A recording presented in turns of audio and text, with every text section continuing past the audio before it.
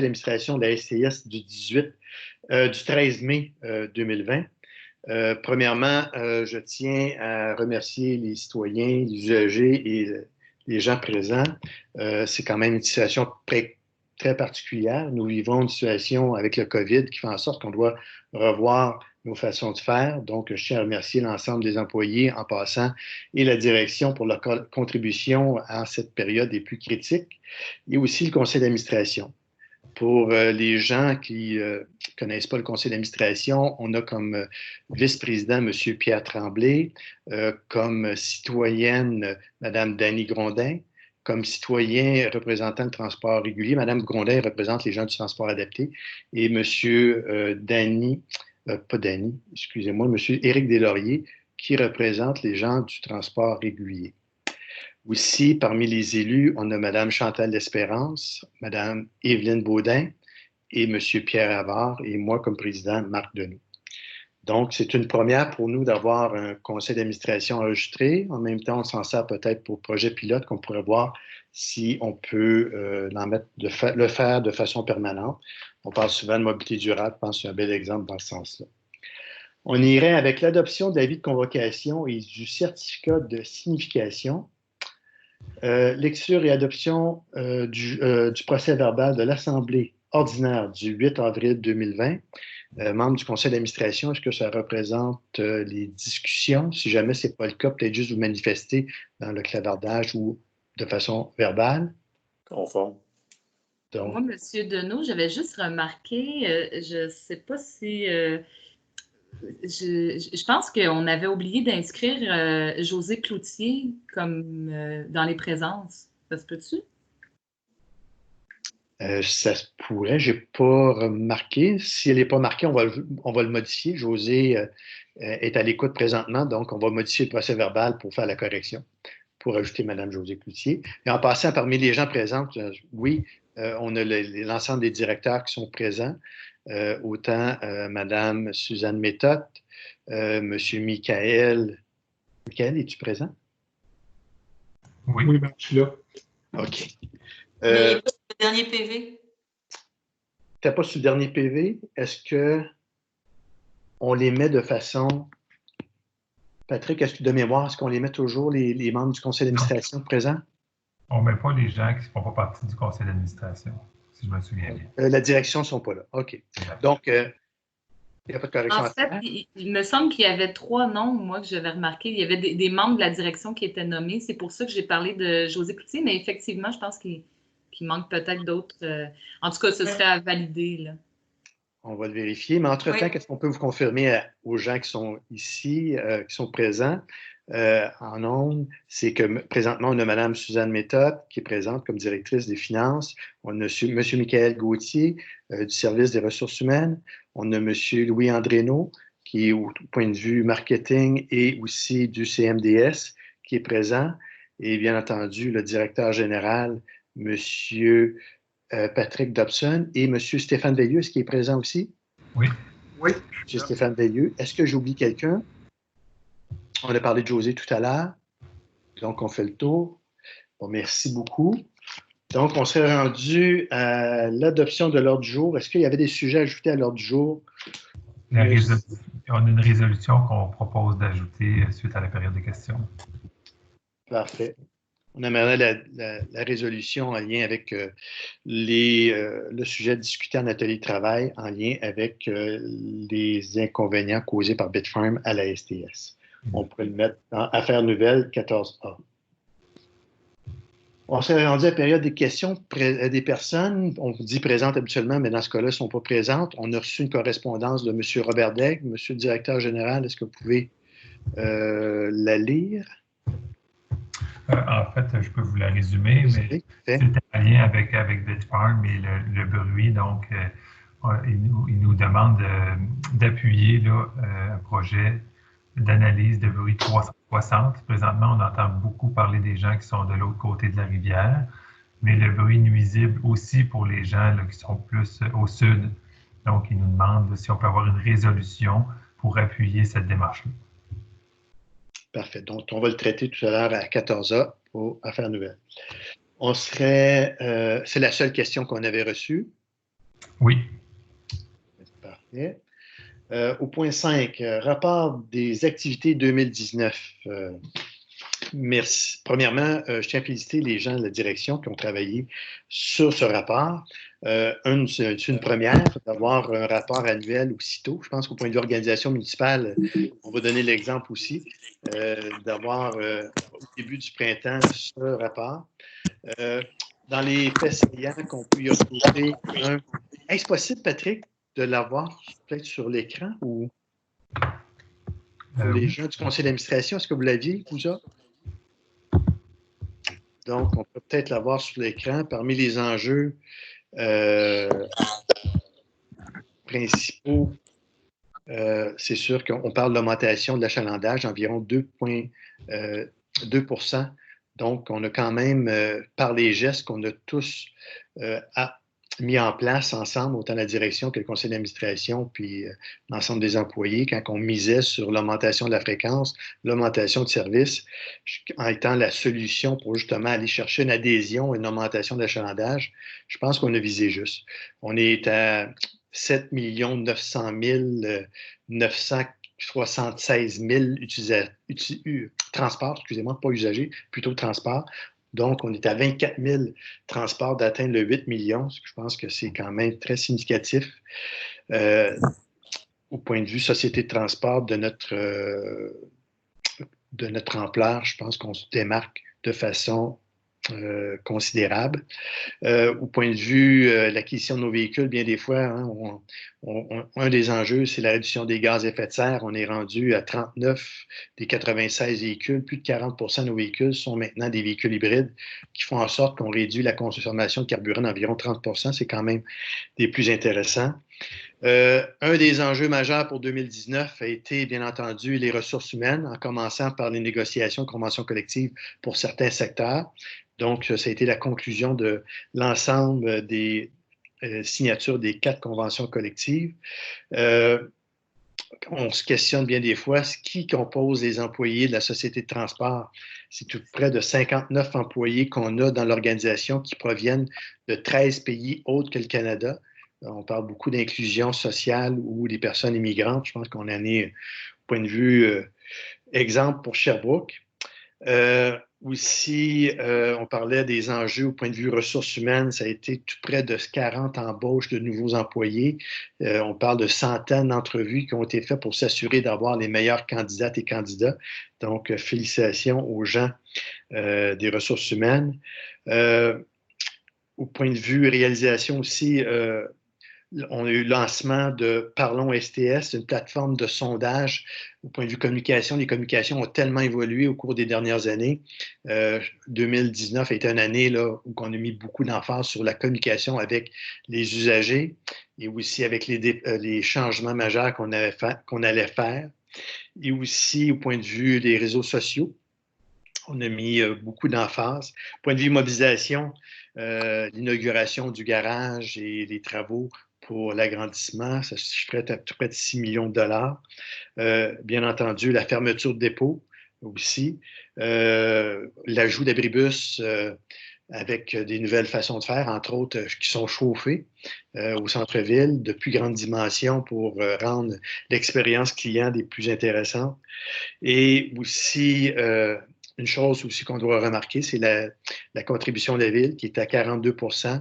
On se souvient qu'on a déjà eu des années à 43, 44 % et plus.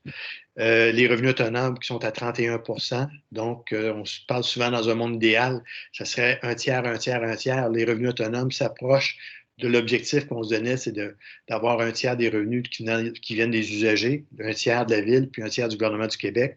Tandis que le gouvernement du Québec, si on regarde au point de vue subvention, c'est 19 % et 8 % qui viennent des contributions d'automobilistes par les taxes sur les immatriculations. On a fait aussi des projets pilotes des plus intéressants pour le transport adapté. Projet pilote avec, vous vous souvenez, on avait des normes qui faisaient en sorte que les gens devaient réserver 24 heures d'avance pour avoir accès au transport adapté. Donc, ça a été concluant. On a été capable de gérer une hausse de 4 % d'augmentation des transports adaptés. Je pense que les gens l'ont grandement apprécié. Et aussi la mise en place du comité de transport adapté. Ça a été un fait saillant aussi. Donc, je tiens à féliciter, comme je disais tout à l'heure, l'ensemble de l'organisation, aussi les gens du conseil d'administration pour ces réalisations. Je pense que l'année 2020 et 2021, ça va être un autre défi d'une autre importance. C'est-à-dire justement d'aller chercher ces actifs-là auprès des usagers et de la collectivité. Donc, merci de votre temps. Y a-t-il des questions sur le rapport annuel? On a fait parvenir en passant à Mme Etchevers et à Mme Couture, qui étaient des membres du conseil d'administration de 2019, et aussi à une collaboratrice de première ligne, Mme Allard, qui a travaillé pendant de nombreuses années à la confection du rapport annuel. Monsieur le Président. Oui, excusez-moi.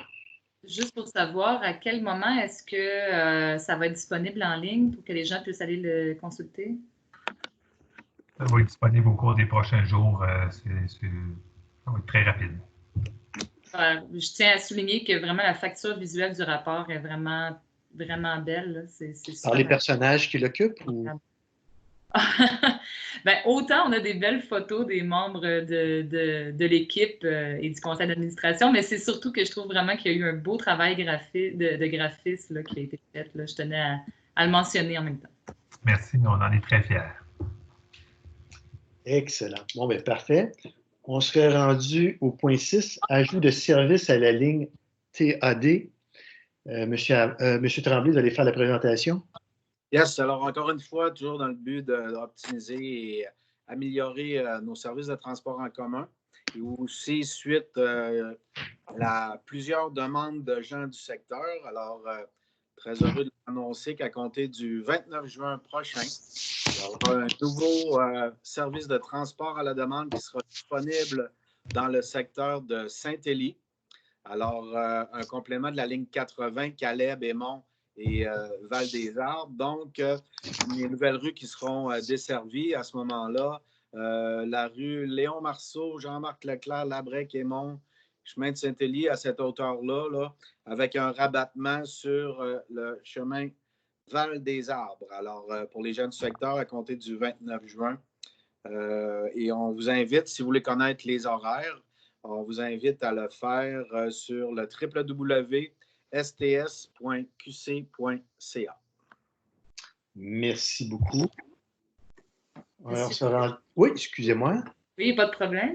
Je voulais savoir premièrement, peut-être que j'aurais ajouté un attendu pour dire attendu qu'on a été contacté par les gens du secteur qui se sont mobilisés et qui nous ont demandé une amélioration du service. En tout cas, peut-être que j'aurais juste à rajouter un attendu parce que je trouve ça important de montrer qu'on est à l'écoute comme société de transport de la population. Puis, j'avais une petite question. Je demandais le transport à la demande. Est-ce que c'est des véhicules électriques qui le fournissent? C'est des voitures taxi à ce moment-là, malheureusement. Ce ne sont pas tous des véhicules 100% électriques. Bonne nouvelle, c'est qu'une grande partie de leur flotte sont hybrides, mais malheureusement, elles ne sont pas électriques. OK. Fait que c'est une entente qu'on a avec Taxi Sherbrooke. Dans le fond, ce n'est pas des véhicules qui nous appartiennent, c'est ça? C'est en plein ça. En réalité, le transport à la demande fonctionne qu'il y a un rabattement qui se fait vers les lignes existantes. Et à partir de ce moment-là, c'est Taxi Sherbrooke qui offre le service. Parfait.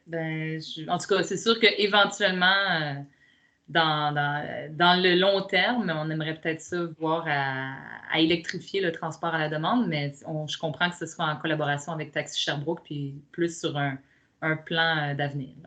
C'est sûr que, Mme Baudin, votre commentaire est bon, mais on peut dire que l'ensemble des ajouts de services, c'est tout le temps fait suite à la demande de citoyens. Jusqu'à date, qu'est-ce qu'on a fait? Là? C'est tout le temps en lien avec desservir des gens qui sont en besoin de transport en commun ou qui ont fait des représentations. Malheureusement, on ne peut pas répondre à l'ensemble des demandes, mais à partir du moment que le besoin est justifié, on s'assure du pouvoir d'y répondre, ça tout dépendant des impacts financiers, la liquidité ou les budgets disponibles. On serait rendu, excusez-moi, au renouvellement du contrat de support et d'entretien d'Astuce. Monsieur Havard? Bien, Astuce, dans le fond, c'est un logiciel que la Société de transport a acquis suite à un appel d'offres conjoint avec le Saguenay, Trois-Rivières et Lévis. Et chaque année, bien sûr, il faut... ce logiciel, en fait, il sert à la confection des horaires des véhicules, la planification des assignations des chauffeurs et la confection de tous les ensembles de déroulement. Et à chaque année, comme je disais tantôt, il faut payer pour renouveler les droits par rapport à ça. Et cette année, le contrat qui va débuter du 28 août de cette année au 27 août 2021 est d'une valeur de 46 813 $ plus taxes applicables. Excellent, merci beaucoup. On irait avec le dépôt du compte-rendu, la réunion du comité de pilotage du Centre de mobilité durable de Sherbrooke, CMDS, du 4 décembre 2019 et 4 février 2020. Je pourrais peut-être commenter d'une autre façon que de faire le résumé, parce que veux pas, l'emphase était mise sur le forum qu'on tenait à Sherbrooke sur la mobilité durable, mais je peux vous dire, avec le COVID-19, ça a des impacts sur beaucoup d'orientations. Le premier pourrait être l'autopartage, qui fait en sorte que c'est difficile de garder une distance de 2 mètres avec quelqu'un quand on valorise ou on veut mettre en place l'autopartage. Suite à une rencontre qu'on a eue dernièrement, je peux vous dire que l'emphase au point de vue du Centre de mobilité durable va être mis au cours des prochains mois et le restant de l'année aussi, sur mettre en place une plateforme pour récompenser les gens qui utilisent différents moyens pour faire du transport actif, entre autres. On va travailler pour mettre une plateforme qui pourrait récompenser les gens, autant dans les commerces locaux ou dans des activités, pour les gestes qu'ils vont mettre en place pour justement délaisser l'usage de la voiture solo ou l'usage de la voiture. Je pense qu'avec la COVID actuellement, on vit une montée fulgurante du transport actif, du jamais vu. Donc, comme enjeu qu'on doit, en tant que société, c'est de s'assurer, bien entendu, ça prend des infrastructures, là, mais mettre en place des moyens pour favoriser et le maintien de cette part modale-là du transport actif. Et on travaille justement sur cette plateforme-là. Et le deuxième dossier, c'est le vélo partage. Ça fait longtemps qu'on parle de vélo partage à Sherbrooke. Conjointement avec les joueurs principaux, on a dit qu'on allait justement mettre en phase pour régler ce dossier-là une fois pour toutes. Là. Donc, dans les prochains mois, vous allez voir des actions concrètes, principalement vers ces 2 dossiers pour le Centre de mobilité durable de Sherbrooke. Excusez-moi, est-ce qu'il y avait des questions? Non. Bon. J'avais 2 questions, en fait, par rapport au compte-rendu. OK. Excusez-moi. Problème. Premièrement, par rapport à ce que vous venez de dire, j'ai remarqué là, effectivement qu'il y avait eu une proposition d'un fournisseur par rapport à une flotte de vélos électriques en libre service.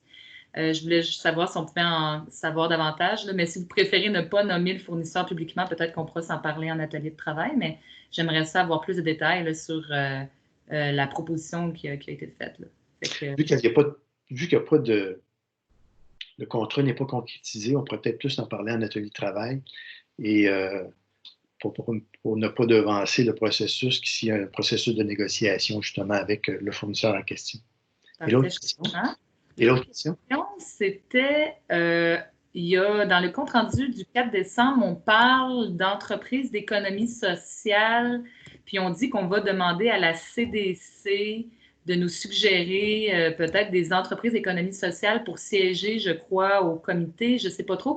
Je voulais juste savoir si c'était une erreur, si c'était vraiment CDC ou CEDEC qu'on voulait dire, parce que, tu sais, en tout cas, il y a un des défis en économie sociale, c'est de bien distinguer les entreprises d'économie sociale versus les organismes communautaires. Les organismes communautaires, ça relève de la CDC. Les entreprises d'économie sociale, ça relève de la CEDEC.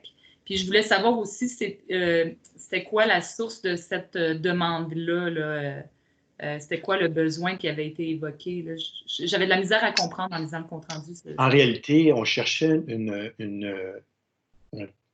un membre pour le CMDS qui pouvait aller chercher en même temps l'intégration des personnes avec des problèmes physiques ou mentaux, avec quelqu'un qui pouvait en même temps la réinsertion sociale et aussi l'économie sociale. Et pour avoir validé avec M. Bibeau, on avait déjà des gens qui avaient manifesté, entre autres, Défi Polytech. Donc, on a jugé opportun d'avoir quelqu'un qui touche à ces trois secteurs d'activité-là, qui fait en sorte qu'on s'évite d'avoir peut-être plusieurs représentants, parce qu'il y a quand même un engouement majeur pour représenter ou être présent à la table du CMDS. Donc, on a trouvé opportun d'avoir quelqu'un de chez Défi Polytech. Parfait. Bien, je trouve que c'est une excellente nouvelle, en fait, puis je pense que ça répond à un besoin. Mais juste pour être sûr de bien respecter les missions là, de chaque organisme, là, les entreprises d'économie sociale, c'est vraiment plus au niveau de la CEDEC là, la prochaine fois, peut-être, pour essayer de bien distinguer les mandats. Là. OK. Après ça, on serait rendu, excusez-moi, à règlement numéro R057 décrétant la réalisation de projets d'acquisition et de la mise en fonction de nouveaux équipements embarqués et un emprunt au montant de 3 500 000. Excusez-moi, M. Deslauriers, vous demandez de faire la présentation de la résolution. M. Deslauriers. Je croyais que c'était EB pour Evelyne Baudin sur mon ordre du jour. Non. Ah, excusez-moi, moi je l'ai l'ancienne, sûrement. Ah. Je peux le faire là, au pire. Donc, dans le fond, il est recommandé que le règlement numéro R058 qui décrète l'acquisition et l'intégration d'un logiciel de gestion de la maintenance assisté par ordinateur et un emprunt au montant de 2 500 000 conservé aux archives sous le numéro A20 soit adopté. Donc, voilà. Et merci beaucoup. On s'est rendu au point 10, règlement numéro R058 décrétant l'acquisition et l'intégration d'un logiciel de gestion de la maintenance assisté par ordinateur, GMAO, et un emprunt au montant de 2 500 000 $. Et la personne, Mme Dany Grondin? Non. Ah, moi, je me trompe. Là. Moi, sur mon document, c'est Dany Grondin. Ouais, non, c'est pas là. Et c'est qui va faire la présentation? Ça ne me dérange pas de le faire. C'était Éric sur le nouvel ordre du jour, mais c'est correct. Ouais, c'est Evelyne Baudin. Sur le mien, c'était Evelyne Baudin. Donc, Dany, peux-tu faire la présentation? En fait, je peux vous lire la recommandation parce que la présentation, elle a énormément d'attendus. Mais en fait, on recommande que le règlement numéro R058 décrétant l'acquisition et l'intégration d'un logiciel de gestion de la maintenance assisté par ordinateur et un emprunt au montant de 2 500 000 conservé aux archives sous le numéro A20 soit adopté et que le secrétaire de la société soit mandaté pour obtenir toutes les autorisations nécessaires conformément à la loi. Merci. Peut-être juste un commentaire. Il faut se rappeler, suite à au rapport de la vérificatrice générale, suite à son audit qu'elle a fait à la STS, il y avait beaucoup d'enjeux en lien avec l'entretien des véhicules et le suivi. Donc, on se dote d'un équipement qui va nous donner justement un instrument pour avoir de la performance en lien avec le suivi, tout ça, de l'entretien. Il faut se rappeler, c'est quand même un enjeu majeur, autant financier que pour la sécurité des usagers. Point 11. Emprunt par émission d'obligations de 5 16 000 $ daté du 27 mai 2020. Résolution d'adjustification. Madame Chantal L'Espérance. Ah oui, alors, en fait, la Société de transport doit procéder à des emprunts pour un montant de 5 16 000 $. Alors, le ministère des Finances a procédé à un appel de candidature et la candidature la plus avantageuse pour les émissions d'obligations serait la firme BMO Nesbitt Burns. Alors, c'est elle qui va être mandatée pour procéder à l'achat d'obligations pour pouvoir financer le 5 16 000 $. En gros, c'est à peu près le résumé. Merci beaucoup. Et le deuxième dossier, numéro 12, qui est dans dans la même orientation, c'est emprunt par émission d'obligations de 5 16 000 $ daté du 27 mai 2020, résolution et de concordance et de courte échéance. Madame, toujours moi. C'est toujours moi, monsieur le Président? Oui, oui, oui. OK, alors il y a une série de règlements là, dont je vous fais grâce, là, plusieurs règlements d'emprunt qui vont être financés justement par les obligations. Ça totalise 5 16 000 $. Et donc, ça fait suite, en fait, finalement, à la première résolution là, que je venais de vous parler précédemment. Et derrière ça, il y a une bonne nouvelle. Madame Méthode, on parle d'un taux d'intérêt d'environ 1 %. C'est exact. Donc, c'est quand même des prêts des plus intéressants. C'est courte échéance, par contre. Oui. C'est ça. Bordereau de la correspondance, on avait la correspondance de M. Degg qui a été déposée. Dans les affaires nouvelles, justement, le dossier de Bitfarm.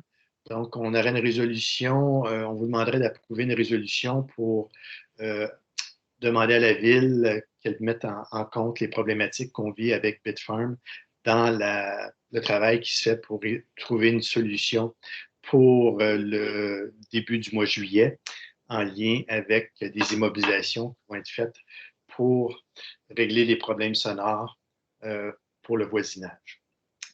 Monsieur Patrick Dobson, avez-vous la résolution point de vue texte ou on va la rédiger par après?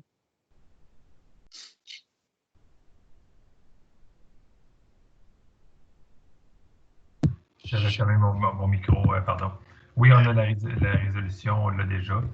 Donc, on dit, considérant la publication d'un communiqué de la Ville de Sherbrooke le 4 mai dernier en lien avec l'acceptation du plan et le calendrier de travaux proposés par Bitfarm visant à contrôler les bruits qui émanent de sa propriété de la rue de la Pointe, considérant que la STS partage la ligne de terrain avec Bitfarm et que nous sommes à même de constater le niveau de bruit intense que cette usine dirige vers nos installations, il est recommandé que la Société de transport de Sherbrooke donne son appui à l'étude sonore sur 360 degrés prévue après la fin des travaux, afin de valider que le plan d'action mis en place par Bitfarm respecte la réglementation municipale sur les nuisances. Parfait, merci beaucoup. On serait rendu au message des membres du conseil d'administration. On commencerait par Mme Dany Grondin. Avez-vous un message? En fait, pas vraiment de message. Je vais juste souhaiter encore à tout le monde de prendre bien soin d'eux dans le contexte où nous sommes. Merci beaucoup. Monsieur Deslauriers? Oui, ben, moi aussi, pour ma part, je n'ai pas vraiment de message, sinon que de dire aux gens de prendre soin d'eux, mais surtout aussi de remercier encore une fois l'équipe, autant de la direction que ceux qui sont sur le transport de la STS, de maintenir le cap jour après jour dans ces moments un peu difficiles. Merci beaucoup. Madame Baudin? Pas vraiment de message, mais on invite les gens à porter un couvre-visage ou un masque quand ils utilisent le transport en commun. Merci beaucoup. Monsieur Havard? Ben, moi, je veux remercier la souplesse que nos partenaires syndicaux ont eue dans le développement des 2 derniers mois au niveau de la crise. Je pense qu'il y a eu des enjeux qui étaient assez importants, puis on a eu une collaboration qui était importante et moi, je voulais la souligner. Merci beaucoup. Et M. Tremblay? Pas de message, M. le Président. Donc, là-dessus, on vous remercie d'avoir été présent. M. Deneau, j'aimerais ça dire un petit message. Ah, excusez-moi, Mme L'Espérance. Excusez-moi. Ben, simplement, je voudrais en fait saluer tous les efforts qui sont faits par la STS pour s'adapter dans le contexte difficile que l'on vit, pour quand même rester à l'écoute des besoins des utilisateurs du transport en commun. Et je remercie aussi, en fait, tous les collaborateurs de près ou de loin qui travaillent à ces ententes-là, parce qu'il faut avoir des collaborateurs pour être capable de mettre en place des plans de contingence. En fait, il faut travailler en partenariat. Je voudrais remercier aussi la clientèle qui aussi devra s'adapter aussi dans les prochains mois. Elle l'a déjà fait, mais elle devra le faire encore davantage. Et de rester à l'écoute de tous les communiqués que nous allons émettre parce qu'on s'adapte aussi en fonction des directives gouvernementales et ça varie, on le voit à chaque semaine. Donc, de rester à l'écoute de ce que la STS va apporter parce que c'est toujours pour le bien de notre clientèle, pour le bien de tous. Merci. On peut juste renchérir le message de Mme L'Espérance. Je pense que c'est une période historique au point de vue société de transport, puis en espérant qu'on n'ait pas à revivre cette situation-là dans les prochaines décennies. Et on ne lâche pas. Bon courage. Le meilleur est à venir. À la prochaine rencontre. Merci. Merci.